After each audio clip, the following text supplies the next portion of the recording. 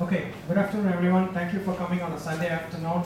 I know it's very tough to leave families and friends, and it's just we have some very good speakers, authority in App Engine, Google App Engine. That's the reason we have to do the meetup on a Sunday afternoon. Okay, so let me just tell you what's going to happen today. So we are right now at 2 o'clock. Around 65 people have registered so far. So we are expecting probably 2/3 of them to come by. So now we are going to be doing two sessions today with a networking break in the middle. The first session, we have two speakers. The first speaker is Mr. Ikailan from Google San Francisco office. If you have been to the PyCon Asia conference, which just happened in the last 3 days, you will have definitely seen him there. He was one of the keynote speakers. And he's also in the Google App Engine team, right? So you're going to be learning about Google App Engine, ask questions to a person who works with Google App Engine, knows a lot more internals compared to what he can tell us. So I've been trying to ask some internals myself for some time. They just typed it. Okay, so let's see whether he's going to listen up today. Now, the second speaker is on his way. He's Dr. Prabhu. He's from IIT Bombay, so he's assistant professor there. He promised me he's coming on the way. He's new to Singapore, so he's finding his way around. So I hope he'll be on time in another 45 minutes. So once he comes in, I'll also give a quick introduction. So the two sessions planned for first 90 minutes until 3:30. So we have a small break from 3:30 to 4 where you can, network, have some refreshments. But most important thing is from 4 to 6, we are going to be doing a mini hackathon. This is the first time we are going to attempt a mini hackathon, and that's the reason you can see half the place have been split into a lecture style, half in the door, some kind of a workshop. And for this hackathon, it's going to be real hackathon style. You guys think about what you want to solve, whether you want to do in Google App Engine or Python or on Java. So Dr. Prabhu is going to be there, and Ikailan is there, and I myself have deployed 3 App Engine applications. One of them is high performance computing. So we are going to be walking around. So it's going to be dynamic grouping, right? 2 people, 4 people, just start something and see what you can do. And whatever you're going to do today, we can put in the blog. So you know that we have a blog that is running at sg-gtug. So you can upload your, if you want, you can upload your code to a Google Code project, some code.google.com, and we will put up a blog post as well. So let's, I hope many of you would take the opportunity to do some, to get some coding done and also continue with other community members. Okay. So without much further ado, so let me just hand over the mic to Ikailan. Let's welcome Ikailan to Singapore. Thank you. So for the hackathon, I'm a little bit, when they're only 2 hours, I'm a little bit skeptical about what you can get done. So what I think is really realistic is you spend the first hour kind of downloading things, getting things to work, and you spend the second hour getting like the first step. And that's about what we can expect in 2 hours. But I'll be around if anyone wants to work on App Engine apps. If you don't want to work on App Engine apps, that's totally fine too. I mean, there's a ton of stuff you can work on. It's just that I do not guarantee I can help you if you have any problems. So today, what I'll be talking about is I'll be giving you guys a program update. But first off, let me introduce myself. My name is Ikailan. I work with the Developer Relations Group at Google. I'm based out of San Francisco, California. I came out to Singapore because I had a series of talks accepted to PyCon APAC. So I gave 2 talks. One was a code lab. It was a 4-hour structured code lab where people who were totally new to programming, web programming, or App Engine could build a very basic guest book. And the second talk I gave was more of something that I'm interested in. It has nothing to do with Google. It was about Tornado Web and MongoDB. So I just think they're very cool technologies, and I gave a quick talk about them. So, when I came out here, I talked to the regional manager, and she said, oh, when you're out in Singapore, you should also go visit Kuala Lumpur, you should visit, Taipei is for me, because my family lives there. So I set that up as part of the trip. So now I'm out here in Singapore. There's my contact information. I cannot deal with the humidity. I've never been to Asia in the summer before. So this is pretty tough. Okay, so today, what we're going to talk about, who here already knows what App Engine is? Is there anyone that has no idea what App Engine is? Okay, then this first part will be useful. I think it'll also be useful because people are going to kind of trickle in late, so we'll burn some time doing the basics. I'm going to talk about what's new, what we've done in the last few years, and I'm going to talk about some of the things that are coming. There'll be a Q&A session, but what's going to be a part of this talk that I'm really going to have fun giving is Go on App Engine. So Go is one of these new programming languages that Rob Pike has been working on. It's a C-like language. We just recently rolled out Go support in App Engine, and I've just been working with it more and more. I always get laughed at when I use this picture, so let's just skip it. For those who don't know what App Engine is, right now you're hearing a lot about cloud and cloud computing. And there are a lot of different definitions. I don't want to get into what cloud is or what cloud isn't. I've heard people talk about cloud computing and refer to Gmail or Google Calendar. I've heard people talk about cloud computing and talk about their iPads, right? I've heard people talk about cloud computing and talk about EC2 and App Engine. So I'm going to give you guys a little bit more structured definitions. You're seeing here that there's a IaaS, PaaS, the A is a typo, I don't know what happened there, and SaaS. So IaaS stands for Infrastructure as a Service. This is where you go ahead and you say, I need 20 servers, I need 50 CPUs. And you go and you buy something from Amazon or VMware or Rackspace, one of those companies. You're still responsible for deploying your OS, managing your software, doing updates, and just keeping these things up. It's nice because you don't have to physically buy hardware and you don't have to physically rent location for your data center.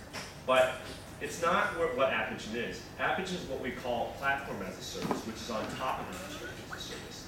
With App Engine, you build applications and you don't worry about the operating system or any of the software that you need to install it. What you do is we give you an SDK, we give you a couple of APIs for saving data, making communications. You build your application and you do a script or some kind of upload, and we serve your application for you. We scale it up or down as needed. And there are a couple of different providers of what we call Platform as a Service. App Engine is one of them. Force.com, sort of. Windows, Azure, Heroku. I'm starting to see more and more companies move into the space because it really does provide value for users, and we'll get into what that is. And then there's Software as a Service, right? Which is the Gmails, the Docs, Salesforce. But this isn't particularly interesting to us right now. But my point is that you can build software as a service applications on top of any of these things. You can even build it on your own hardware. It has nothing to do with what we're talking about today. All right, so 3 things about App Engine. Our mantra is it's easy to build, easy to manage, easy to scale, and we wear the pages so you don't have to. Now, when you have your own infrastructure, something is always going wrong. When you don't have your own infrastructure, something is always going wrong. That's the rule with production deployment. Something is always going wrong. And with App Engine, because we abstract away the operating system layer, your persistence layer, and the servers that run your code, you don't have to worry about how many you need or keeping them up or anything that can possibly take your site or service down. Here's some statistics. I didn't make this animation. So I stole this from somebody else. These are also a little bit old. We've got a lot of very successful apps on App Engine. There are a lot of Google teams that deploy on App Engine for all the same benefits that external developers would deploy on App Engine for, which is that they have a very small team, maybe between 2 and 5 people. They don't have a production monitoring team, and they just want to get something out there fast that can withstand a lot of traffic if needed. So App Engine is it's what we call development in a box, production in a box. These are all the things that App Engine takes care of for you. You don't worry about any of this. You don't worry about setting up. So, I mentioned that we give you an SDK package for you to write code against. This means that we currently support 3 runtimes. The Python runtime, the Java runtime, and as of very recently, Go. Because we support the Java runtime, which is a JVM and not just Java, we also support all of these languages that run on the JVM. I want to do a quick poll here. Who here mostly does their coding in Python? What about Java? .NET family? Nobody? You can, I know this is a Google meetup, but you could say that to me. I don't hold it against you. C#'s good stuff. What about some of these other languages on here? Non-Java languages. Does anyone work with JavaScript a lot? Do you do server-side JavaScript at all? No. All right, it's just all client-side. So, any language that can run on a JVM is a language that we can run on top of that. And that's really nice. We're going to talk about Go later. We'll talk about this guy in a bit. So, you've got a set of APIs to build your application. And this is a list of them. This is not an exhaustive list of them. These are just the most popular ones, the ones you'll likely be using the most. For instance, you'll want to be saving data, and that's why we have a data store API. You want to cache things.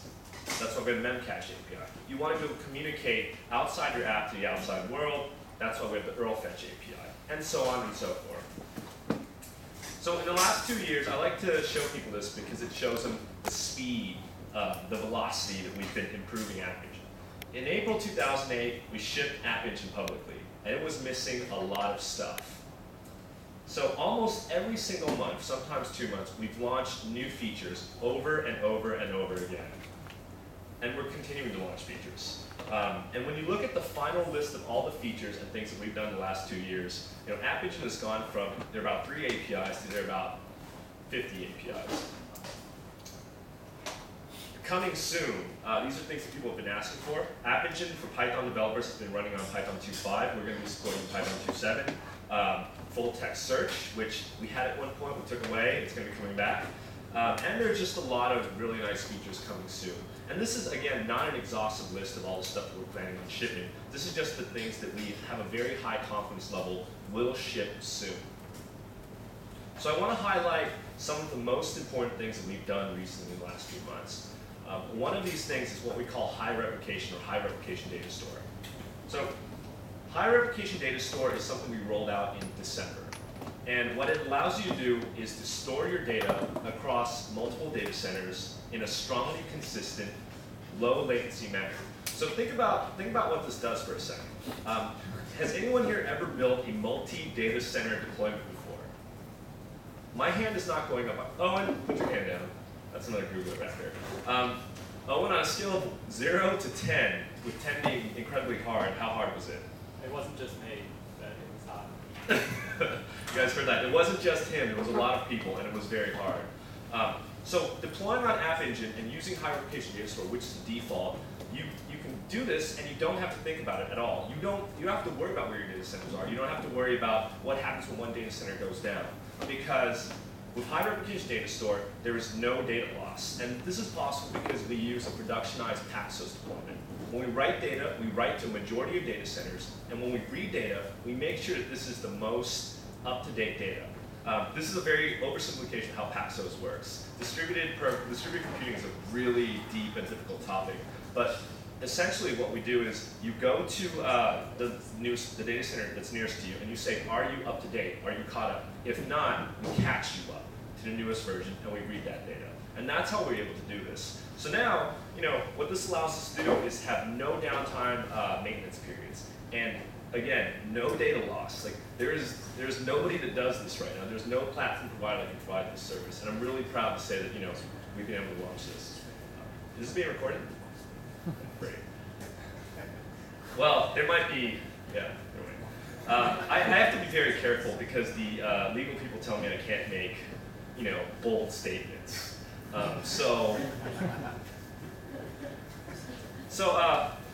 Another big thing that's happening is App Engine is finally leaving preview. We've been in preview mode since we launched in April 2008, which is kind of this weird place between experimental, beta, alpha. It's not quite sure where preview sits. And although we've been launching a lot of things on App Engine, and we've been telling people that App Engine is stable enough for them to build their businesses on top of it, or at least part of their business on top of App Engine, we've always had this preview tag. So, I'm very proud to announce that we're leaving preview soon, within the next, I'd say, 3 months, because we announced it at Google I/O, and we have to give a minimum of 90 days notice before we leave preview. As part of leaving preview, we will be changing the pricing towards a more sustainable model. In addition, what this gets you is that Google is going to be it's just showing you that we're investing in the long-term future of App Engine. I mean, the thing about preview and experimental products is that people kept asking us, are you going to cancel this? This is going to go away. And when we take something out of preview, it says, no, this will not go away. You're guaranteed that if we are going to take it away, it'll be we'll announce it, and you have 3 years. There's a 3-year grace period. So I don't think that we're going to be canceling App Engine anytime soon. So there's too much cool stuff happening. And there's one more nice thing about leaving preview is that people have asked, how do I get support on App Engine? How do I contact the Google team if something goes wrong? And I spend almost every free moment I have looking at the groups, trying to figure out if people are having problems and trying to answer questions. But my team, there are only a few of us, right? And this isn't what I'm doing 24/7. So we will have a dedicated team answering support tickets and helping developers out with issues. So that's something that I can't wait to see. Okay, so hopefully that's a very high-level overview of App Engine, because I'm going to switch gears a little bit and talk about Go on App Engine, because this is something I find very interesting.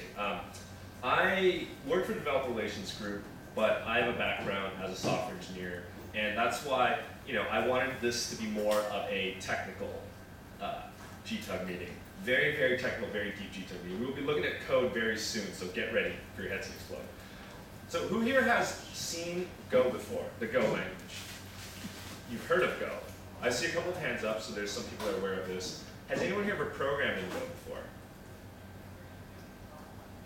Some people are nodding their heads, not a lot. So we recently launched support for Go on App Engine. And I'm first going to answer a question, why should you be interested in the Go programming language? Well, it's a very fast, modern language. Strongly typed, but it feels like working with a dynamic language. And I'll get into what I mean by that.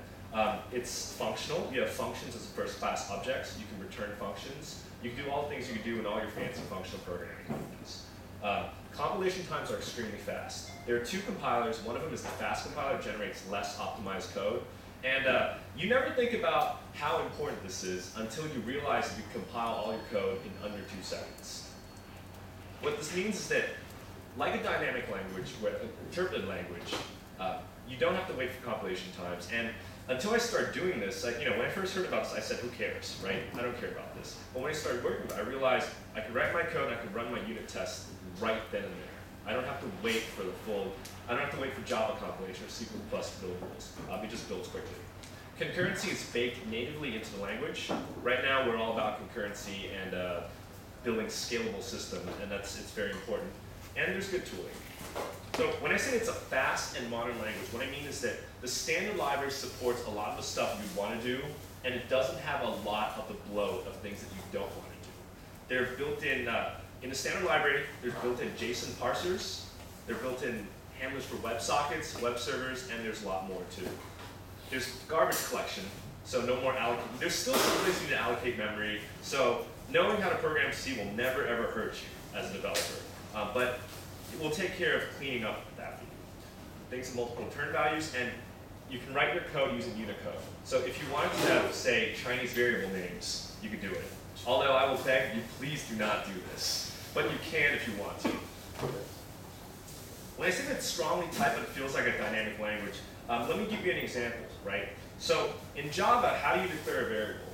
You would say string something equals, sometimes it's say string something something.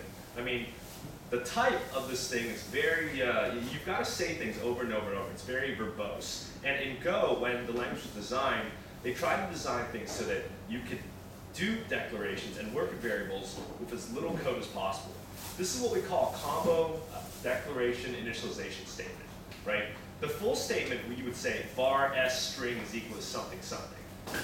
But all of this can be inferred because we know that on the right side of the equation statement, this is an equal sign, this is a string, so why do we have to write all that? So that's why in Go you're going to see this a lot, and this is an idiom, where you just take the variable and you use this combo statement and you start using it. And this is one of the things that makes Go feel like Python or Ruby or JavaScript. Even though in JavaScript you do want to use it everywhere. Go has this concept of flexible of interfaces. And instead of building a very object-oriented language where you have inheritance hierarchies, you define interfaces everywhere. So in this example, what I'm doing is I'm defining an interface called myInterface. And I'm defining a method called set. What this means is that any new type I declare that defines a set method can be used in a place where myInterface is accepted as a function parameter. I don't have to say myType struct implements myInterface. It's just automatically done. And this is just one more optimization thing because the compiler, when you're compiling Go code, it figures out, which does your object actually implement this interface. And this is really powerful because you can build something that looks like object-oriented inheritance but what you're really doing is you're wrapping things, right? And I've always been an advocate of using aggregation instead of using inheritance, because inheritance causes a lot of problems, and aggregation, it's a little bit easier to manage things. I'm not saying it's perfect, but it's definitely something that I favor. Favor composition to inheritance. You get first-class functions, and you never know how important this is until you don't have it anymore, right? And Java does not have closures. Well, Java is something that looks like closures, right? Can the Java programmers raise their hands again? So, how do you pass a closure in Java? Anonymous inner class, new something something, find a method. It's a complete mess, right? So when you're writing Go, you can write functions, you can assign them to variables, and you can pass them around. You can write functions that return functions. So you can do some pretty crazy things, but it's all completely type safe. So in this example, this is a very trivial example, I'm making a new function that adds a number, right? So when I call make add 10, this returns a second function that will add 10 to whatever I pass. So I'm returning a new function, and inside the main method, I'm saying make add 100. So in this code where I'm saying, in this code where I'm saying make add 100, I'm creating a function that always takes an input integer and adds 100 to it and returns that integer. This is a very trivial example, but because this is baked in, you can do a lot of things in Go that you can't do in say, Java. Python developers, Ruby developers, JavaScript developers, you've always had this ability, and now it's available for you in Go. Concurrency is baked into the language via the use of two things. One is called a Go routine, and the second is called a channel. Now, a Go routine is similar to when you're using a Unix system and you want to background a process. You put an ampersand at the end of your statement, and your process gets moved into the background, and it finishes when it finishes.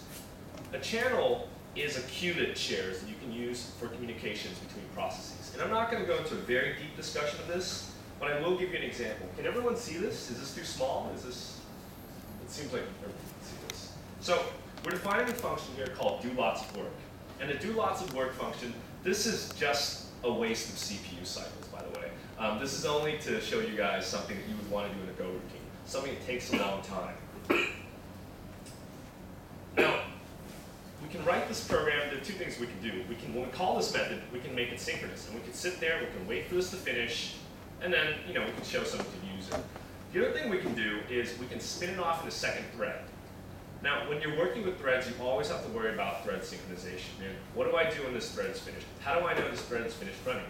So Go simplifies a lot of this, and it also takes out your need for shared immutable state, which is pretty much the cause of almost every single concurrency problem in the world, by introducing this concept of channels. So in this line where I say Go do lots of work, simply by prepending the word Go in front of a function, I'm making it asynchronous. I can do other work while this function is executing. I'm going to repeat that. All you have to do to make a function asynchronous is prepend the word Go to it. It's about the most powerful concurrency abstraction I've ever seen. Again, lawyers cannot make bold statements.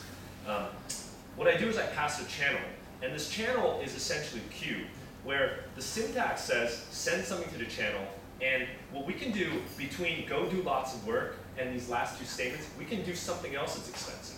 And we can do these two things in parallel, and when I'm done with the second thing that's expensive, I can say, okay, now give me back the data that's on the channel that I passed to this thing. Okay, hopefully this thing is finished computing by then. If it hasn't finished computing, you block until it does finish computing. So then you do that, you print it out, and now your program is much faster because it's a concurrent program. Now the best thing about Go, at least for me, is that it runs on Appage, so that you can write web apps now using Go. So there are a couple of gotchas. The first being that it just got released. I'm a very bleeding edge person, so I will almost always use a version 1 of a product. I don't know why I do this to myself. But right now it needs whitelisting. It's an experimental status. But you can do a lot of things you can't otherwise do in an Appage application. So one of the things you cannot do in an Appage application is you cannot spin off native threads, because we provide an API for you to do background work. But sometimes you just want threads. In Go, you can spin off Go routines, and this is a very low-level technical detail. We've got a demo app called Mustachio that's open source. And this is, so Go, I don't normally trust benchmarks, right? So let's say Python is this fast, which is say very slow. Native C programs are this fast. A non-JIT Java app is about this fast, right? Go performance is somewhere in between here, right? But I can't tell you for sure where. In some algorithms, Go will run really close to C speed. And in some algorithms, it's going to run closer to Python speed. It's just, that's just the way programming languages are. Like, there's very few programming languages are faster than a similar programming language. So Mustachio is a good example of something that would be very slow to do in Python and a little bit slower to do in Java. So what you do is you upload an image, Go takes this image and in memory manipulates the image and then spits it out again. In this case, the image is very simple. We just draw mustaches on things. But the point is that we can, this is one of the aspects of Go where the performance is closer to C performance. So you can do native image ops just right there, and they'll run pretty quickly. So I said I would speak really quickly, and there's been a lot going on with App Engine. There's a lot more on the way, so if you've looked at App Engine before, or if you're currently using App Engine, get excited. A lot of cool stuff's coming. And if you're looking for some new language or just some new projects, and you don't have any ideas, look at Go. And I think that what will happen is when you see what you can do with the language, you'll be inspired, and they'll give you a couple of ideas of things that you can cook up. Okay? So I want to open this up for any questions that you guys may have. I don't have a question slide. All the question slide would say is questions. But does anyone have any questions of anything that I talked about today? About App Engine? Okay. Well, I'll be here all day, so if you think of anything, just come up to me and yes. In the early part of the slides, you mentioned the data redundancy that you put in various data centers. Yes.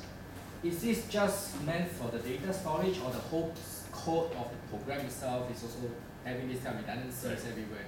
Your code is in multiple data centers, but that's the easy part, right? Because you only deploy your code, let's say, at most a few times a day. It's very easy for us to keep that consistent.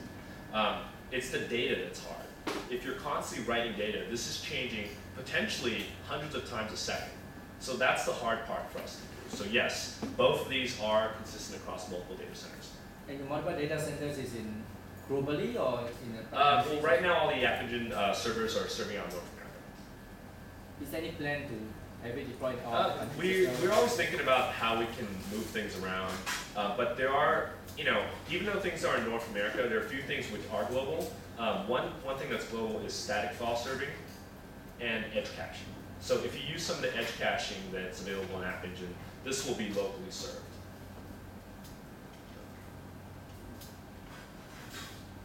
Yes? Or different platforms like Python and Java, they have limitation on how many files, how many threads. How about the Go in App Engine?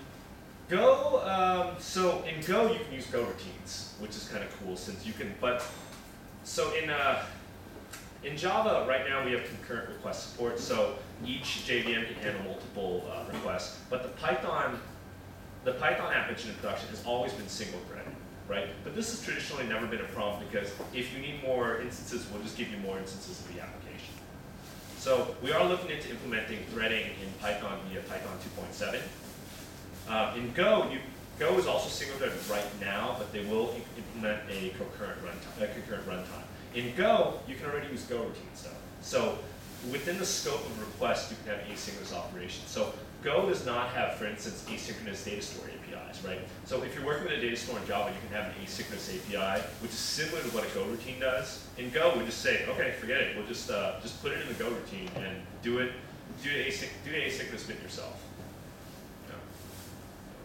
Yes. Does Google have any plans of having server-side JavaScript like Node.js? Well, you already have server-side JavaScript via Rhino.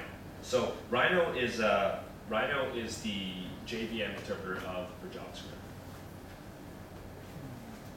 And there's a project called App Engine JS. I don't know if it's still maintained, but it's a community project. I don't think that even if we do support a new runtime that we would necessarily maintain the SDK, because maintaining one SDK is really hard. Maintaining two is even harder. Maintaining a third one is already really hard. I don't know if we should add a fourth, but the APIs are pretty easy to work with. So, yes, question about. Before for Java App Engine, I mean Google App Engine, you had like a free tier type of thing, right? Yes. Now you said the pricing changes. Is there still going to be any free tier? Or Yes, there will be 3 tiers. The first tier will be a free tier. We're going to reduce some of the quotas in the free tiers. For instance, the email quota, we are reducing a free tier. We're changing the way we track CPU, because right now what we do is we track only CPU usage. We don't track memory usage. So we're going to change that a little bit. So that's going to, but functionally your free quota tier will be roughly the same, except for maybe email and 1 or 2 other APIs. The paid tier, there will be 2 paid tiers. The first paid tier will be a baseline of $9 a month, plus whatever your usage is. And the second paid tier is $500 a month, which is equivalent to you can have an unlimited number of applications. In the $500 tier, you also get access to the support portal.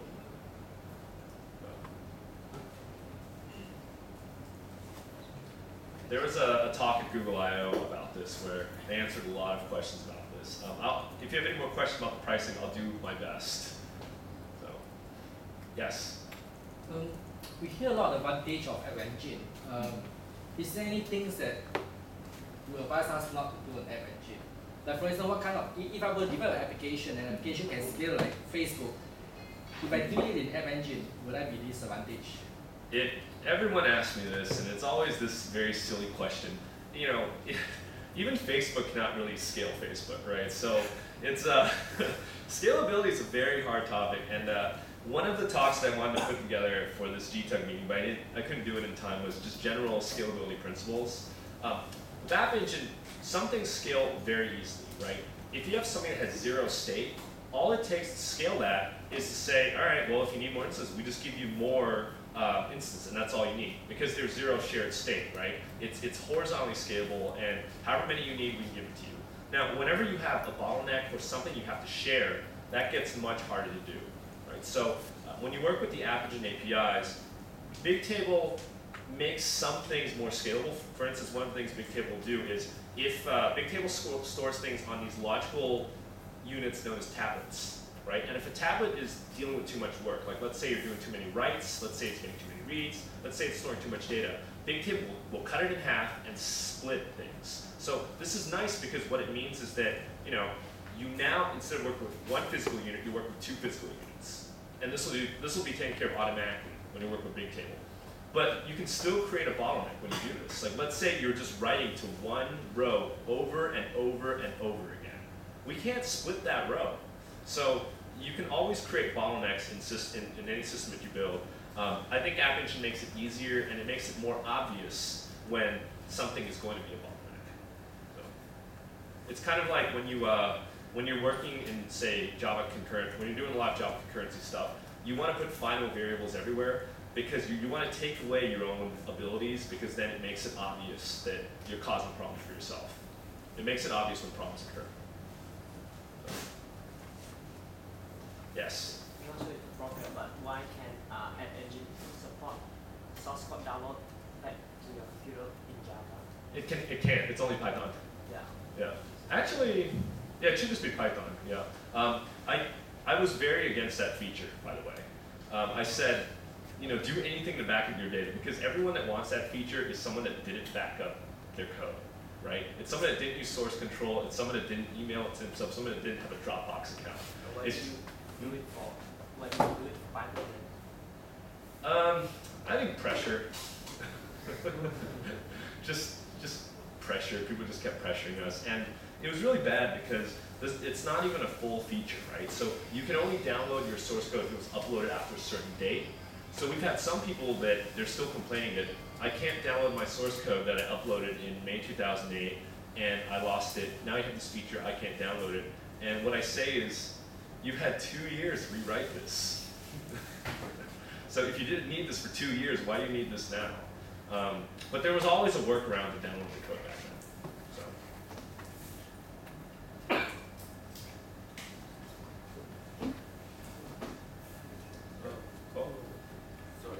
So is there a way to, like, say if I use a continuous integration server to for code deployment and stuff? Yes. Is there a way me to integrate the deployment of a App Engine app into the CI? Yes. So there's the naked raw way, which is that App Engine's command line tools, they have the ability for you to pass in your password, right? They have the ability for you to pass in your password, and you just save that on your local disk. You create a new admin, that's just your deployment admin, right? So you can do that, and your continuous integration environment just deploys using that. The newest version of the Eclipse plugin uses OAuth though. So the newest version, what it does is it saves the OAuth tokens, but I don't think we've documented how to do that if you need to do it yourself. Okay. Yeah. Is there any testing framework that you guys use or Well, for Python or Java, Python? Python, there's a testbed API, which we recently released, the testbed API, and whichever testing framework you use is up to you. I just use a standard built-in unit test, but the testbed API makes it really easy to mock the app engine services. Yes? I assume people that code in Java are using Eclipse. I haven't used Python much. I was curious. Within Google, what are the IDEs? I'm sure there's probably going to call like Yeah, there are. frameworks, but what are the IDEs generally used for? IDEs used for Python, or what's used for Go? Sure. Go, I use Vim. Some people use Emacs. No, I'm serious. I use Vim all the time. So at PyCon, I was showing, when I was doing the code lab, I was my own TA, so I was going around helping people with problems. And a lot of times I was doing this where I was reaching in and helping them fix a code problem. And what happened was a few years ago, I really hurt my elbow, so I had to learn how to code using one hand. And a lot of people were using VI, and they were saying, how is it you're able to use VI with one hand? I was like, I don't want to explain this. So I'm very good with VI. When I write Java, I use Eclipse or IntelliJ, depending on what mood I'm in. Usually I go through these cycles where Eclipse does something that really makes me angry, so I switch to IntelliJ, then IntelliJ doesn't support something, so I have to go back to Eclipse. And it's just this cycle. I used to use NetBeans a lot, but NetBeans at one point was a really good IDE, but now I feel like it's not so good. There's so many bugs now. You were asking, I see some people using Eclipse for Python. I don't really like that. I don't think the support is fully there. For Python, if I'm in a Windows environment, one of the editors I like is Komodo Edit, the free version. It's really good because it's basically a text editor that has fast text finding, and it has one nice thing, which is macros. So I can bind like F6 to run nose tests, which for the non-Python programs, nose test, it looks for all the unit tests in your project and runs them.